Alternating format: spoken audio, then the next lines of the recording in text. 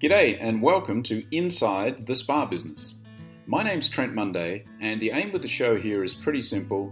My plan each week is to bring you information, advice and insights on a whole range of topics that are in and around and related to the spa and wellness industry. I really do appreciate you taking the time to come on in and have a listen. And if you like what you hear, I'd love it if you head on over to the iTunes store and leave a rating and a comment. I'll reply to every comment we get, of course. And while you're there, you might as well subscribe so that you can keep updated with each new episode. Special thanks to Mick and Carly Simmons over at Spa Sounds for providing the background music that you're going to hear throughout each episode. Smooth, soothing sounds just like that is what you'll get over at spasounds.com.au, where they've got all your spa music needs covered. Pretty much everything from a single digital download to a fully customized collection for your spa. So head on over to spasounds.com.au, tell them Trent sent you, and I know they'll take good care of you.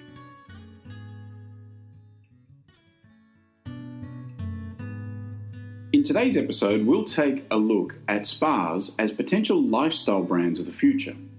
And if you followed along over the last few episodes, you would have joined us on a bit of a journey through the evolution of the different types of spas, from destination spas and day spas through to hotel spas. And so I guess in a way, in today's show, we're kind of at the midway point on the evolution of spas as lifestyle brands, because we're not quite there yet, but I really believe that there is potential for this to happen. I'll take you to that light bulb moment I had in a client meeting in Hong Kong when I guess I first really started to formulate this concept of spas as lifestyle brands.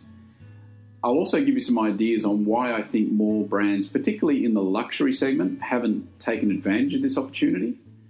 And we'll have a look at lifestyle brands in general and what that means and why I think that's such an important concept for brands to focus on moving forward. So look, it's something that I haven't really heard anybody else talking about. I do believe that there's a big potential there. I think lifestyle brands are the future of brands in general, at least those strong brands. And I think spas, if leveraged correctly, could be a pretty important part of the formula. They could really help a lot of these brands get to that point of being a part of people's everyday lifestyle. So, with that said, let's get on with the show.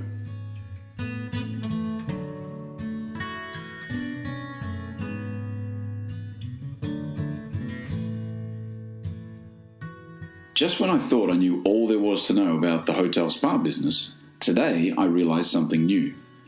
The next wave of lifestyle brands could very easily be spas. I mean, fashion brands have become lifestyle brands, tech brands have done it, so why not spas?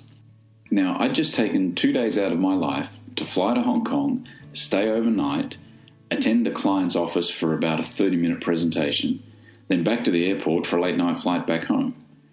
And the client wasn't a company that I was familiar with when they first approached me. And frankly, even now, after being in contact with them on and off for almost 2 months, I'm still not really any the wiser about what they do, with the exception of this one specific project, of course. Now, these folks are obviously a big deal. I mean, my meeting was in one of the most exclusive office towers in Hong Kong, and their offices basically took up the whole floor that I knew of. They may have had more floors, I'm not sure. And the project they're currently working on is stage one of what's planned to be a massive development in the Pacific Islands. And the finished project is going to include like 20 internationally branded hotels, a massive casino, and a huge amount of public area space. So they're almost building really a township. And as I was waiting to be called into the meeting room for my 30 minutes of fame, I was seated in this small meeting room off to the side. And from here I could see the scale model just sitting across the hall of the main building of this project we were working on. And frankly, it wasn't really my cup of tea. The developer described it as sophisticated ultra-luxury. And after the meeting, I was standing with the company rep and we're just looking at the model. And he asked me, how do you like it? And my response was, well, it's very Versace. Because that's kind of what it looked like to me. And his response was, exactly, that's the point. That's exactly what the owner wants. She wants a luxury brand name like that for the spa. Ideally, she wants to get the Chanel spa brand. And he could clearly tell from my less enthusiastic kind of, that I didn't really think they were ever going to get that brand for their spa. Nonetheless, it did get me thinking, why aren't there more brands, especially luxury brands, putting their names on spas. In my opinion, there's two main reasons why we don't see more spas and brands leveraging this type of branding opportunity. Firstly, spas for the most part have not really stood for anything specific. I mean, spas have tried to be everything to everyone, and thus, just as the cliche would suggest, they kind of end up being nothing to anybody. In other words, spas haven't really had a strong value proposition that a brand could get behind and associate with their unique identity. Instead, spas have been focused on keeping up with whatever has been identified as the latest trend of wellness or spa or beauty. The exception to this would be spas that are branded as product spas. For example, Bliss spas fully reflect the identity of the Bliss skincare line. And the brand has a very specific identity with it. Now, all throughout the brand journey, you get that feeling of fun, funky, cheeky, kind of New York. You walk into any Bliss spa around the world, and they will carry that same theme. And there's another, perhaps less obvious reason that spas and brands haven't come together more often. You see, spas have always been seen as a place that you go for that 1 or 2 hours and then you leave. It's a very short guest experience, and there's really no ongoing relationship with the spa once you've left your session. And when we think about strong brands in general, these are the ones that have been able to create more regular and ongoing relationships with their customers. These days, it seems that all the big brand names are really lifestyle brands, right? Many are also trying to position themselves, at least in part, as wellness brands. And a big reason for this positioning is the ongoing and ever-present nature of lifestyle and wellness. And this is where I think there's exciting new opportunities for brands and spas to come together. And let me explain. The old spa model of being places for beauty, pampering and luxury are kind of fading out. I mean, in this modern, time-starved, result-focused world that we live in, people are looking for more. Most seem to agree that spas of the future will be a place that provides true wellness. Whatever that is exactly, we're not sure, but that's the future, we say. Products and services are going to be focused on helping guests improve their overall health and well-being. Wellness will no longer be something that you go to visit for a few days or weeks of the year. Instead, it's going to be more about living well in your everyday life. The spas of tomorrow are going to find a way to be more connected to their guests to help them live a well life. So any brand that finds a way to associate with a spa will now have a more permanent and ongoing connection with that spa's guests throughout their daily lives. And this is exactly what a strong brand needs. And a unique brand identity is exactly what so many spas need. So therein lies a kind of symbiotic relationship. When's the last time that you went to a spa and you thought, wow, that's an amazing, unique experience? It's like nothing I've ever seen. When? Probably never, or rarely. And I mean, pick up a copy of any of your spa magazines and flick through the pages of all the spas featured. How different are they? I mean, really unique.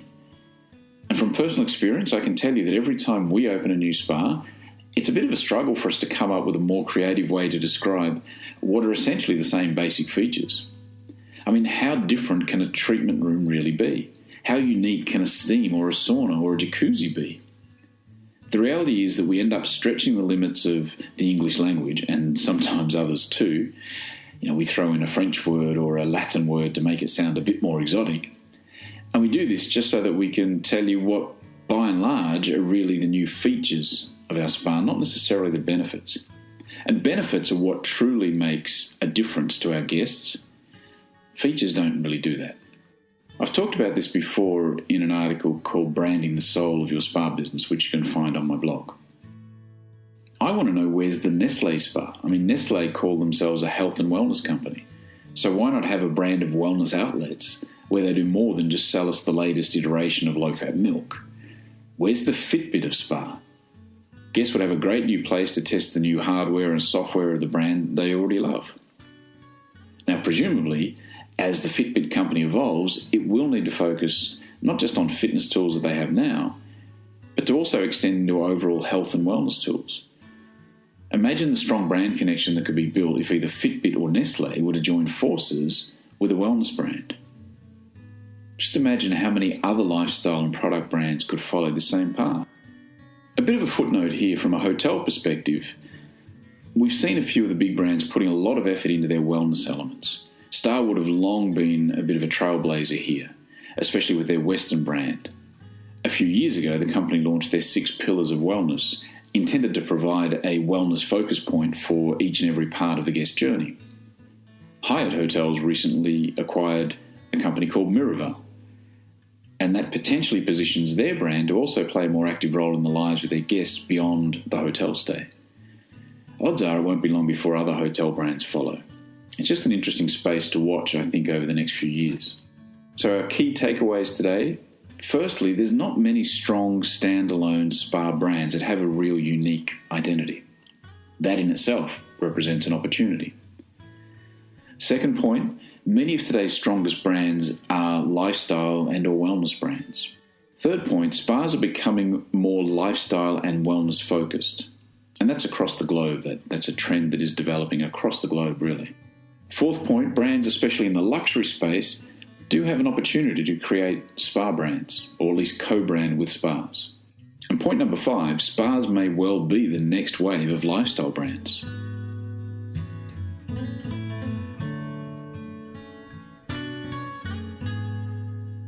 And there it is, my thoughts on spas as potential lifestyle brands of the future. Love to hear what you think. Head on over to the iTunes store, leave a rating and leave a comment if you like to let me know what you think. If you want to subscribe to the show while you're there, that'd also be great. You can also find us on Stitcher and SoundCloud and pretty much anywhere else where you can find a podcast episode if you'd like to head on over there and subscribe there instead maybe. As usual, you'll be able to find the show notes over at trentmonday.com with any useful links or informational resources that I think might be relevant. In next week's show, I want to get a little bit more practical. I want to have a look at a question that I get asked a lot from hotel developers and owners. And it's a question about when do you appoint your hotel operator versus your spa operator? Which one comes first? And it might seem like an obvious answer, but in fact it's not. It really depends on the individual situation and which one of those is more important to you. Thanks again to the guys over at Spa Sounds for the backing tracks for today's episode. And we look forward to having you back at the show again next week. Bye for now.